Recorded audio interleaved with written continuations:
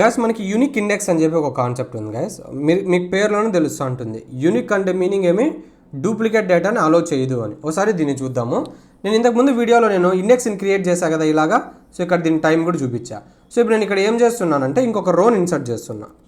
Insert into triple Y values అని చెప్పి 1,A అని ఇస్తున్నా.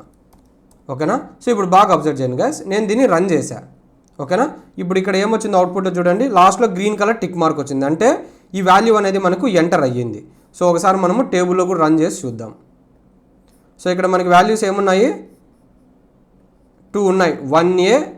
1A అంటే నేను ఇక్కడ 2 times 1A చేశాను కాబట్టి నాకు 1A అని వచ్చింది. అండ్ దెన్ ఇక్కడ ఏమున్నాయి 2B 3C అని ఉంది. ఓకేనా. సో అంటే ఇక్కడ ఏం చేస్తుంది కదా, ఇది డూప్లికేట్ వాల్యూస్ని ఎంటర్ చేస్తుంది, అంటే ఉత్త ఇండెక్స్ అని ఇచ్చింటే. ఇప్పుడు బాగా అబ్జర్వ్ చేయండి, సేమ్ దీన్ని కాపీ చేసి ఇక్కడ పేస్ట్ చేస్తున్నా. ఇక్కడ ఇండెక్స్ ముందర యూనిక్ అని పెట్టండి, అప్పుడు ఇది యూనిక్ ఇండెక్స్ అవుతుంది, అంతే. సో ఇప్పుడు నేను ఏం చేస్తున్నానంటే దీన్ని రన్ చేస్తున్నా. ఓకేనా. ఇక్కడ నాకు ఇక్కడ చూడండి guys, నాకు ఒక ఎర్రర్ వచ్చింది. ఏం error, red colour inter mark వచ్చి లాస్ట్లో డూప్లికేట్ కీ నేమ్ అని ఉంది. అంటే దాని మీనింగ్ ఏమి, నువ్వేమో యూనిక్ ఇండెక్స్ అప్లై చేయాలని చూస్తున్నావు, కాకపోతే ఇక్కడ మనకి డేటాలో ఏముంది, టేబుల్లో ఏముంది, యూనిక్ అనేది ఉంది, డేటా అనేది డూప్లికేట్గా ఉంది, అందుకని చెప్పి ఇది ఇన్సర్ట్ అవ్వదు. ఓకేనా. So simple concept. మీరు ఆల్రెడీ యూనిక్ కన్స్ట్రైంట్ అది చూశారు కదా, కాపీ పేస్ట్. అక్కడ ఒక టేబుల్ మీద చేసాము, మనం ఇక్కడ ఇండెక్స్ మీద చేస్తున్నాం. పర్పస్ అంతా సేమే.